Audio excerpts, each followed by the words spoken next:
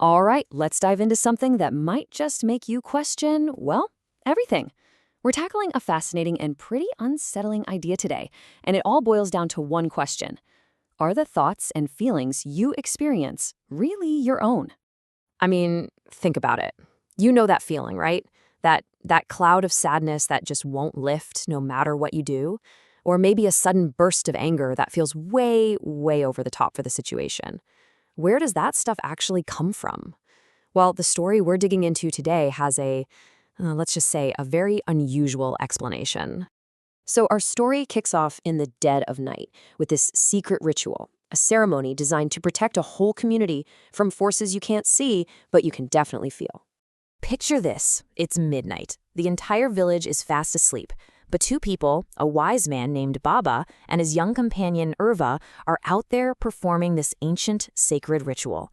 They're kneeling inside a special circle made of black and white stones, totally hidden from everyone. And get this, they light 164 sacred lamps. 164, all filled with some kind of special oil. Now, these aren't just to see in the dark. No way. They're creating a protective shield, like a wall of pure energy. And here's where it gets spooky. They place 4 specific lamps outside this circle, and we're about to find out exactly why. So the ritual's underway, and suddenly, Baba just stops. He feels something. Someone's coming. Someone's walking towards their sacred circle, and they absolutely should not be there. He looks right at Urva and says, "Go, stop them, now, run." So here we go, the uninvited guest. This is where a quiet night gets really, really weird. Urva runs over, and he can't believe it. The intruder, it's his uncle, Basantha. But his uncle is acting super strange. He's all apologetic, almost like a thief who's been caught red-handed. He's like, "Oh, I was just anxious, couldn't sleep, went for a walk." But it doesn't add up. Something is seriously wrong here. Baba's watching all this from the circle, and you can just tell he knows what's going on. This isn't just his uncle out for a midnight stroll. He explains that with anyone else, he'd think they're up to no good. But this is different. It's like something has taken root inside his uncle. And then Baba just drops this bombshell. He says an Asurrah, which is basically what the text calls a cursed soul, has completely hijacked his uncle's body. It literally walked him all the way there. Basantha isn't driving anymore. Someone or something else is. So Urva grabs one of those 4 lamps, the ones outside the circle, and lights it. A dark red light shines on his uncle, and bam!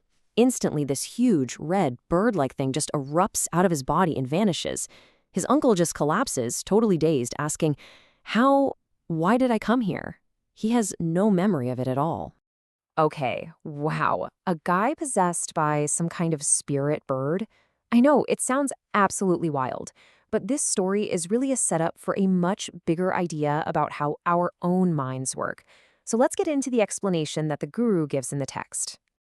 So according to this teaching, there are 2 types of these, let's call them bodiless beings.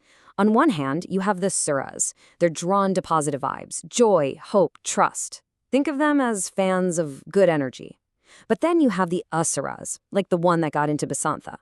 These guys feed on the negative stuff, fear, anger, sadness. They're basically emotional parasites. Now, this is the really important part. These things don't create feelings out of nowhere. No, what they do is find an emotion you're already feeling, and they crank the volume up to 11. So a little bit of sadness, they can turn that into this deep, unending despair. A healthy sense of trust, they can twist that into blind, dangerous faith. They hijack what's already there. So, you're probably wondering, how do you let one of these things in? The answer is surprisingly simple: ignorance. They only have power over you when you don't know they're there. When you believe that totally overwhelming, obsessive feeling is 100% you. But the second you start to suspect, hey, wait a minute, this doesn't feel like me, poof, their grip starts to loosen. Okay, to make all this a little easier to picture, the guru uses this fantastic analogy. He says, think of your body not as you, but as your vehicle. It's like a chariot. And if your body is the chariot, then your soul, your true self, is the one driving it. You're on this big journey, cruising down the road of life, with all its bumps and smooth patches. So where do these cursed souls fit in? Well, they're souls whose own chariots, their bodies, have broken down. So now they're just wandering around, looking to hitch a ride. They're basically illegal riders, trying to take over any chariot where the driver isn't paying attention. I know, this all sounds pretty intense, maybe even a little scary. But don't worry, the source doesn't just leave us there. It actually gives us a really clear 3-step game plan for taking back control and making sure you are the only one in the driver's seat. It's a simple but powerful 3-part strategy. Beware, refuse, and pray. Let's look at what that actually means.